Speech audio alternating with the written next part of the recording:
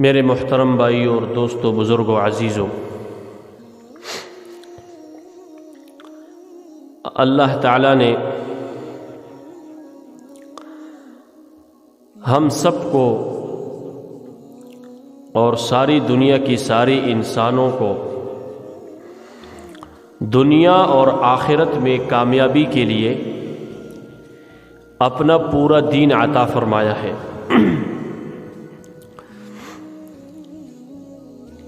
اللہ کا دین وہ اسلام ہے۔ ان الدین عند اللہ الاسلام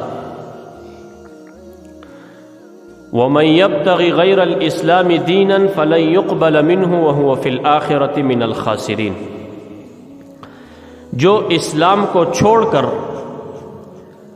اپنے لیے کسی اور دین کو اختیار کرے گا، کسی اور چیز کو دین بنا کر اس پر چلے گا، فَلَن يُقْبَلَ مِنْهُ، قیامت کے دن اس سے وہ دین قبول نہیں کیا جائے گا، وَهُوَ فِي الْآخِرَةِ مِنَ الْخَاسِرِينَ، اور وہ قیامت کے دن نقصان اٹھانے والوں میں سے ہوگا۔ اس لیے اللہ کے ہاں معتبر وہ اسلام ہے، اور یہ اللہ کا ایک قانون ہے، دین اسلام، جو اللہ تعالیٰ نے انسانوں کو دنیا میں زندگی گزارنے کے لیے اتارا ہے۔ اسی کے اندر دنیا آخرت کی کامیابی ہے، اسی کے اندر دنیا اور آخرت کی عزت ہے، اسی کے اندر دنیا اور آخرت کی زندگی کا راحت اور آرام، چین اور سکون ہے۔ اس لیے اللہ تعالیٰ نے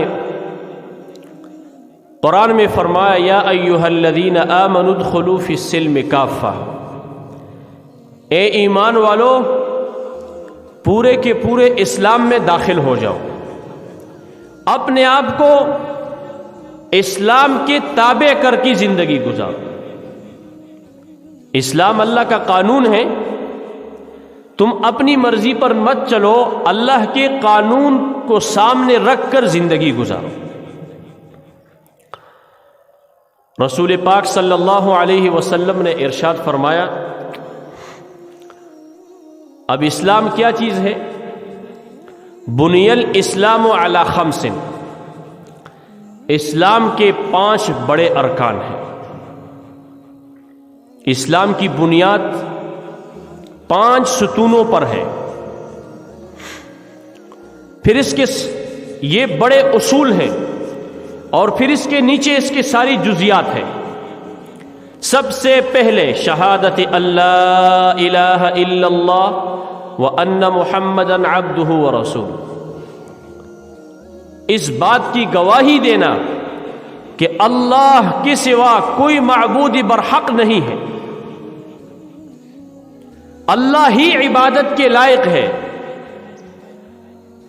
اللہ کے سامنے جھکا جاتا ہے، اللہ کے سوا کوئی عبادت کے لائق نہیں ہے، اور اس بات کی گواہی دینا کہ حضرت محمد مصطفیٰ صلی اللہ علیہ وسلم اللہ کے بندے اور اس کے رسول ہیں، اور پھر نماز کو قائم کرنا اور زکوٰۃ ادا کرنا، اور اگر اللہ نے توفیق دی ہے تو حج کرنا، اور پھر رمضان کے روزے رکھنا۔ تو اسلام کے ارکان میں سے ایک رکن جو ہے وہ زکوٰۃ ہے، اور اللہ تعالیٰ نے زکوٰۃ کو صاحب نصاب لوگوں پر فرض کیا ہے۔ اس میں بڑے فائدے ہیں۔ زکوٰۃ کے اندر مالداروں کے لیے، غریبوں کے لیے، پورے معاشرے کے لیے اللہ نے اس میں بہت فائدے چھپائے ہوئے ہیں، اور زکوٰۃ کا نظام یہ ایک انقلابی نظام ہے۔ اگر زکوٰۃ دینا لوگ چھوڑ دیں، زکوٰۃ کے عمل کو ترک کر دیا جائے، تو انسانی معاشرے میں بہت ساری خرابیاں پیدا ہو جاتی ہیں۔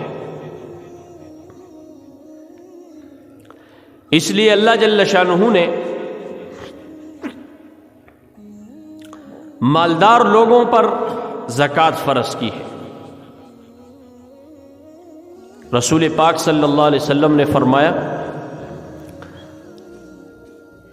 من ادى زکات مالہ، جس نے اپنے مال کا زکوٰۃ ادا کر دیا، فقد ذهب عنہ شرہ، تو اس نے اپنے مال کے اندر سے شر کو دور کر دیا۔ اور زکوٰۃ کا معنی ہے پاک کرنا۔ جو آدمی اپنے مال کے زکوٰۃ کو ادا کرتا ہے وہ اپنے بقیہ مال کو پاک اور صاف کر دیتا ہے۔ اور اللہ نے اس کے اندر بڑی حکمتیں اور بڑے فائدے رکھے۔ دیکھو اللہ تعالیٰ نے انسانوں کو سب کو ایک جیسا نہیں بنایا۔ کسی کو اللہ نے مالدار بنایا، کسی کو غریب بنایا، اور کسی کو مالدار بنانا، کسی کو غریب بنانا، اس میں اللہ کی بڑی حکمتیں ہیں۔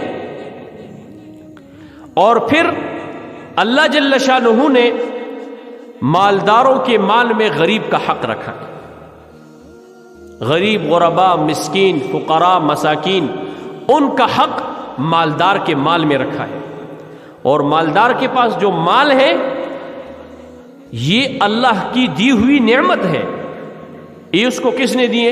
اللہ نے دی۔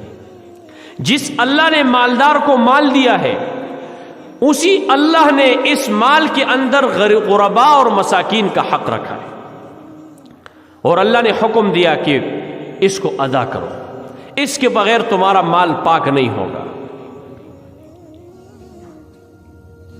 اور اس کے بغیر زکوٰۃ ادا کیے بغیر جو ذمہ داری اللہ نے تمہاری اوپر ڈالی ہے وہ ذمہ داری پوری نہیں ہوگی۔ رسول پاک صلی اللہ علیہ وسلم نے ارشاد فرمایا اذا ادیت مال زکاتک، حضرت ابو ہریرہ فرماتے ہیں آپ صلی اللہ علیہ وسلم نے فرمایا اذا ادیت مال زکاتک زکات مالک فقد قضیت ما علیک، جب تو نے اپنے مال کی زکوٰۃ ادا کر دی تو جو ذمہ داری اللہ نے تیرے اوپر ڈالی تھی وہ تو نے پوری کر دی۔ اور اس کے اندر بڑی حکمتیں ہیں۔ دیکھو انسان کے جسم میں خون گردش کرتا ہے۔ علماء نے لکھا ہے معاشرے کے اندر مال کی، دولت کی مثال ایسی ہے جیسا کہ انسان کے بدن میں خون۔ جب خون کی گردش انسان کی جسم میں صحیح ہوتی ہے تو انسان تندرست ہوتا ہے، اور جب خون کی گردش انسان کے جسم میں گردش خراب ہو جائے تو پھر اس کی زندگی کو خطرہ لاحق ہو جاتا ہے۔ اور بعض اوقات جب خون بالکل تیز چلنے لگتا ہے اور اس کی گردش خراب ہو جاتی ہے تو آدمی کو دل کا اٹیک ہو کر دنیا سے اس کی زندگی کا خاتمہ ہو جاتا ہے۔ اسی طرح یہ مال و دولت ہے، جب تک اس کی گردش دنیا میں صحیح ہے تو یہ اس معاشرے میں سکون بھی ہوگا، اس معاشرے میں امن بھی ہوگا، اس معاشرے میں لوگ راحت سکون سے زندگی گزاریں گے۔ اور جب مال کی گردش غلط ہو جائے اور مال کی گردش خراب ہو جائے، مال کا منصفانہ استعمال نہ ہو تو پھر پورا معاشرہ بگڑ جاتا ہے۔ اور اس منصفانہ کہ مال انصاف کی طریقے سے استعمال ہو، اس کا بہترین نظام اللہ پاک نے وہ زکوٰۃ اور صدقات کا رکھا ہے کہ جو مال اللہ نے آپ کو دیا ہے اس کو صرف جمع کر کے اپنے پاس نہ رکھو بلکہ اس کو خرچ کرو۔ اور خرچ کہاں کرنا ہے؟ جہاں اللہ تعالیٰ نے فرمایا ہے وہاں خرچ کرو، غرباء پر، مساکین پر۔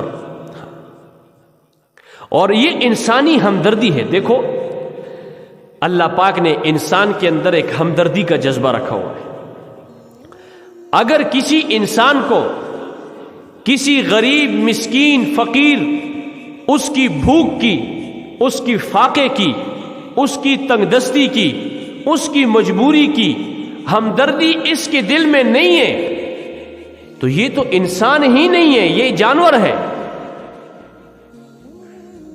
اور پھر اللہ تعالیٰ نے دنیا میں انسان کو پیدا کیا ہے، اس کے مختلف رشتے ہیں، تعلقات ہیں. بہن بھائیوں کا تعلق ہے، ماں باپ بچوں کے ساتھ تعلق ہے، رشتہ داروں کے ساتھ تعلقات ہیں، رشتہ داریاں ہیں. لیکن اس انسان کا سب سے بڑا تعلق اور بڑا رشتہ کس کے ساتھ ہے؟ اللہ کے ساتھ، جس نے اس کو پیدا کیا ہے. اور یہ تعلق، دنیا کے تعلقات ختم ہو جائیں گے، دنیا کے تعلقات ٹوٹ جاتے ہیں، لیکن اللہ کے ساتھ بندے کا ایسا تعلق ہے جو موت پر بھی نہیں ٹوٹے گا. قبر میں بھی اللہ کا تعلق کام آئے گا، محشر کے میدان میں اللہ کا تعلق کام آئے گا، دنیا میں اللہ کا تعلق کام آئے گا. اب بندے کا اللہ کے ساتھ تعلق بڑھ جائے، اپنے حقیقی رب کے ساتھ، حقیقی مالک کے ساتھ، جس نے اس کو پیدا کیا ہے، جو اس کو کھلا رہا ہے، پلا رہا ہے، سلا رہا ہے، اس کی ساری ضرورتوں کو پورا کر رہا ہے. اس انسان کا تعلق اس اللہ کے ساتھ جڑا رہے اور یہ انسان اللہ کے قریب ہو جائے، قریب ترین ہو جائے. اس کے لیے اب اللہ کے تعلق میں رکاوٹ کیا چیز ہے؟ وہ انسان کے اپنے خواہشات ہیں، اور نفسانی خواہشات اکثر مال سے پورے ہوتے ہیں کہ نہیں ہوتے؟ تو اللہ کے تعلق میں یہ مال رکاوٹ بنتا ہے. اس لیے اللہ تعالیٰ نے زکوٰۃ کا، صدقات کا، مال اور دولت کی خرچ کرنے کا حکم دیا ہے کہ اس کو خرچ کرو، اس کو اپنے پاس جمع کر کے مت رکھو. کیوں؟ کہ جب تم اس کو خرچ کرو گے تو اللہ کے ساتھ تمہاری نفسانی خواہشات میں کمی آئے گی اور تمہارا مال صاف ہوگا، اور اس اللہ کے ساتھ جس اللہ نے تمہیں پیدا کیا ہے، جس کی تعلق کی تمہیں ضرورت ہے، اس اللہ کے ساتھ تمہارا تعلق بڑھے گا. اور اللہ جل شانہ نے زکوٰۃ ادا کرنے کے، صدقات کے، غریبوں اور مسکینوں کا خیال رکھنے کے بڑے فضائل بیان فرمائے. قرآن میں اللہ جل شانہ فرماتے ہیں مثل الذین ينفقون اموالهم فی سبیل اللہ، جو لوگ اپنا مال اللہ کے راستے میں خرچ کرتے، جو لوگ اپنا مال، اپنی دولت، جو اللہ نے نعمت اس کو دی ہے، مثل الذین ينفقون اموالهم فی سبیل اللہ، اللہ کے راستے میں خرچ کرتے ہیں، غرباء پر، مساکین پر، جہاں جہاں اللہ نے خرچ کرنے کا حکم دیا وہاں خرچ کرتے ہیں اللہ کی رضا کی جذبے کے ساتھ. کمثل حبۃ انبتت سبع سنابل فی کل سنبلۃ مئۃ حبۃ، اللہ فرماتے ہیں اس کی مثال ایسی ہے کہ جیسا ایک دانہ آدمی زمین میں ڈالتا ہے، پھر اس ایک دانے سے 7 بالیں اگتی ہیں. کتنی؟ 7 بالیں، اور ہر بالی کے اندر 100 دانے ہو تو ایک دانے سے کتنے دانے ہوگے؟ 700 دانے اگے. ایک دانہ زمین میں ڈالا، اس ایک دانے کی برکت سے اللہ نے 700 دانے اگائے.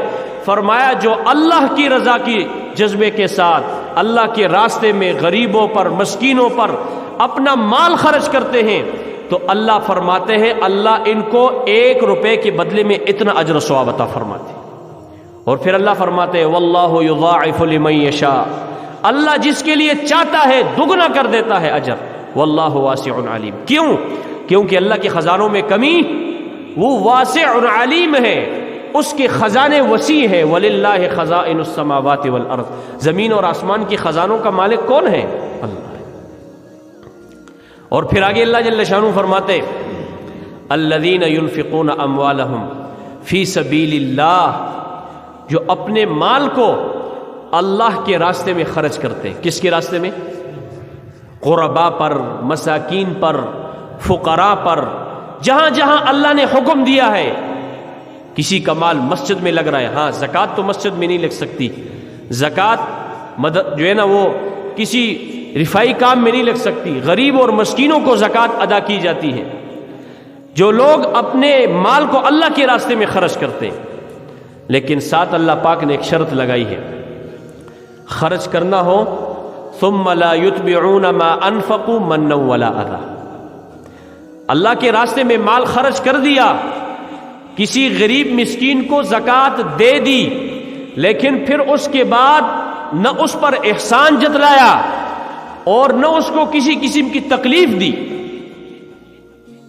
اگر آدمی کوئی نیکی کرتا ہے، بڑی نیکی کیوں نہ ہو، اگر کسی کے ساتھ کوئی بھلائی ہو جائے، کوئی نیکی ہو جائے، کوئی اچھا کام کسی کے ساتھ کر دے، تو کبھی کسی پر احسان جتلانے سے وہ نیکی برباد ہو جاتی، احسان جتلانے سے اس نیکی کا اجر اللہ کے ہاں ختم ہو جاتا ہے۔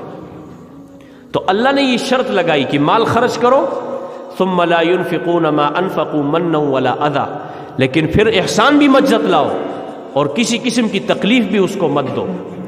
حتیٰ کہ علماء نے لکھا ہے کہ احسان جتلانا کس کو کہتے ہیں، کہ آپ نے کسی کو زکوٰۃ دے دی، کسی کو صدقہ خیرات دے دیا، مال اس کو دے دیا، وہ ضرورت مند تھا، فقیر تھا، محتاج تھا، مسکین تھا، آپ نے اس کو دے دیا، پھر کسی موقع پر اس کو صرف اتنا کہا کہ دیکھو فلانے وقت میں نے تجھے اتنے پیسے دیے تھے، علماء نے لکھا ہے اس آدمی کی جو ہے نا اس نیکی پر جو اس کو اجر ملا تھا وہ سارا اجر کیا ہو گیا، وہ ضائع۔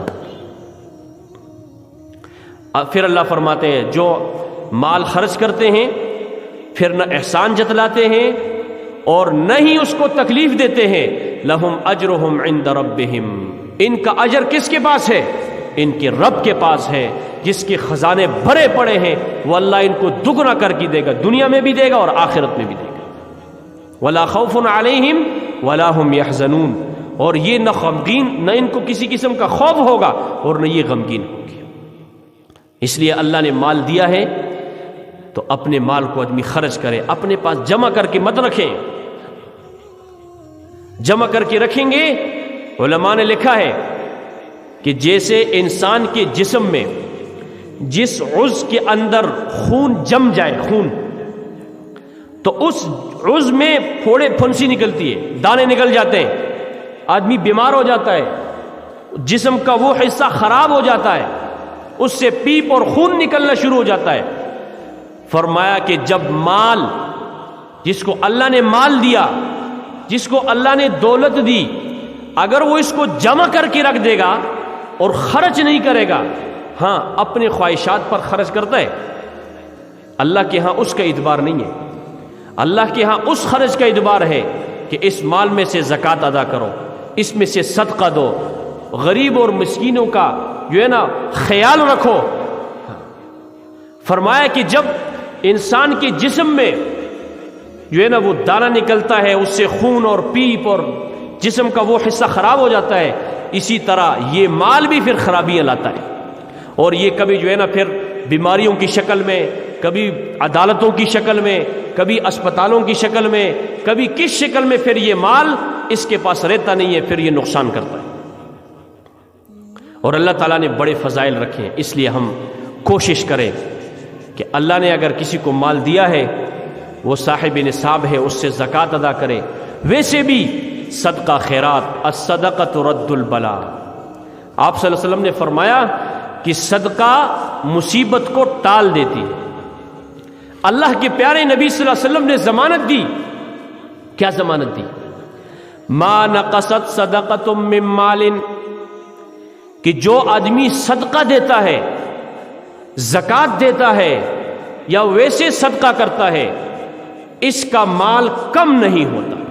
اور یہ قرآن میں بھی اللہ نے فرمایا یمحق اللہ الربا ویربی الصدقات، کہ اللہ سود کو مٹاتا ہے۔ ظاہراً تو سود میں نفع نظر آتا ہے، لیکن سود کو اللہ نے حرام کر دیا۔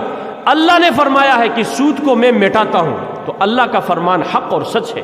ویربی الصدقات، اور صدقوں کو اور خیرات کو اور زکوٰۃ کو اللہ کیا کرتا ہے؟ اس کو بڑھاتا ہے۔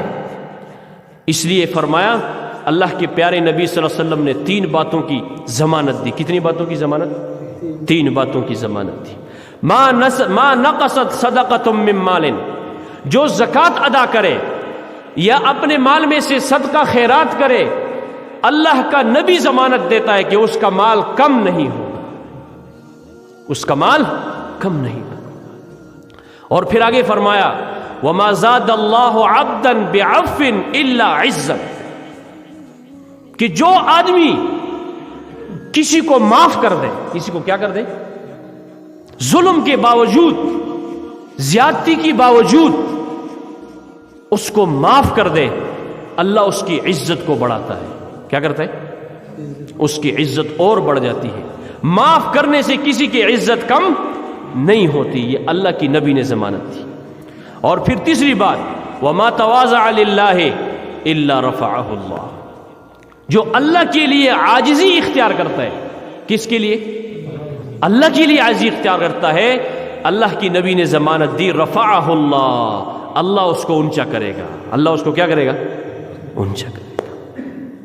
اللہ اس کو اونچا کرے گا. اس لیے اور ایک حدیث میں رسول پاک صلی اللہ علیہ وسلم نے فرمایا من تصدق بعدل تمرۃ من کسب طیب، جو اپنے پاک کمائی میں سے ایک کھجور کی برابر بھی صدقہ کرے گا. مال کیا ہو جی؟ پاک ہو. حرام کی کمائی، پھر آگے حدیث میں ہے وَلَا يَقْبَلُ اللَّهُ إِلَّا الطَّيِّبَ، اللہ پاک مال کو قبول کرتا ہے، حرام کمائی سے صدقہ قبول نہیں ہوتا. تو اللہ جل شانہ اس کو کتنا بڑا اجر. اللہ کی نبی نے فرمایا کہ اللہ جل شانہ فَإِنَّ اللَّهَ يَتَقَبَّلُهَا، اللہ اس کو قبول کرتا ہے بِيَمِينِهِ، اللہ اپنی دستی رضامندی سے اس کے صدقے کو قبول کرتا ہے. وَيُرَبِّي لِأَهْلِهَا، اور اللہ اس صدقہ کرنے والے کے لیے اس کھجور کے برابر جو اس نے صدقہ کیا ہے اس کو اللہ بڑھاتا رہتا ہے، بڑھاتا رہتا ہے. كَمَا يُرَبِّي أَحَدُكُمْ فُلُوَّهُ حَتَّى تَكُونَ مِثْلَ الْجَبَلِ، اللہ کی نبی نے فرمایا جیسے تم اپنی گھوڑی کی بچے کی جو ہے نا وہ پرورش کرتے ہو، اس کی دیکھ بھال کرتے ہو، اور وہ جو ہے نا کرتے کرتے بڑا ہو جاتا ہے. جو آدمی اللہ کو راضی کرنے کے جذبے کے ساتھ صدقہ کرتا ہے، زکوٰۃ دیتا ہے، اور اس کا مقصود اللہ کو راضی کرنا ہو، اللہ اس کو بڑھاتا بڑھاتا قیامت کے دن یہ ایک کھجور کے برابر کا صدقہ پہاڑوں کے برابر سامنے ہو کر اس کے اعمال نامے میں تولے گا. کتنا بڑا اجر. اور جو مال کا زکوٰۃ ادا نہیں کرتے، مال کو خرچ نہیں کرتے، اللہ فرماتے ہیں والذین یکنزون الذھب والفضة، کہ جو سونا چاندی کو جمع کرتے، مال اور دولت کو کہ خزانے جمع کرتے ہیں، ولا ينفقونها فی سبیل اللہ، اور ان کو اللہ کے راستے میں خرچ نہیں کرتے، نہ غریبوں کو دیتے نہ مسکینوں کو دیتے ہیں، اپنی خواہشات پر لاکھوں کروڑوں روپے لگاتے لیکن کسی غریب مسکین کو 10 روپے بھی نہیں دیتے. تو پھر فرمایا فبشرہم بعذاب علیم، اللہ کی نبی سے فرمایا ان کو دردناک عذاب کی خوشخبری دو. اور یوم یحما علیہا فی نار جہنم فتکوی بہا جباہہم وجنوبہم وظہورہم، قیامت کے دن یہ مال، یہ سونا اور چاندی، اس کو جہنم کی آگ میں تپا کر ان کی جو ہے نا چہروں کو، منہ کو، اور ان کی پیٹھ کو اور ان کی پہلوؤں کو داغ دیا جائے گا. اور پھر اللہ فرمائیں گے ھذا ما کنزتم لانفسکم فذوقوا ما کنتم تکنزون، یہ وہ خزانہ ہے جس کو تم نے دنیا میں جمع کیا تھا، اس میں سے تم نے زکوٰۃ نہیں دی، اس میں تم نے صدقہ خیرات نہیں دیا، یہ وہ خزانہ تھا، آج اس کو تم چکھو اس کی عذاب. اس کے لیے اللہ نے مال دیا، اس کی زکوٰۃ ادا کرے. علماء سے اس کے مسائل پوچھے. 52.5 تولے چاندی، 7.5 تولہ سونا کسی کے پاس ہو، اتنی مقدار کی جو ہے نا پیسے ہوں، اتنی مقدار کا مال تجارت ہو. علماء سے مسائل پوچھتے ہیں، یہ مسائل بتانے کا وقت نہیں ہے، وقت تھوڑا ہے، لیکن ہم علماء سے پوچھیں اس کا زکوٰۃ. کتنی مستورات ہماری مائیں بہنیں گھروں کے اندر ایسی ہیں جن کے پاس سونا ہے جن کے پاس چاندی ہے، جن کے پاس نقد پیسے ہیں، ان پر زکوٰۃ فرض ہے. لیکن مرد جو ہے نا وہ مسجد میں نہیں آتا، کسی مولوی صاحب کے پاس بیٹھتا نہیں ہے، کوئی بات دین کی سنتا نہیں ہے، اس بیچارے کو پتہ ہی نہیں ہے، اور وہ عورت پر زکوٰۃ فرض ہے، زکوٰۃ ادا نہیں ہو رہا، مال ناپاک ہو رہا ہے. مال کیا ہو رہا ہے؟ ناپاک ہو رہا ہے. اللہ تعالی ہم سب کو عمل کرنے کی توفیق نصیب فرمائے. وآخر دعوانا الحمدللہ.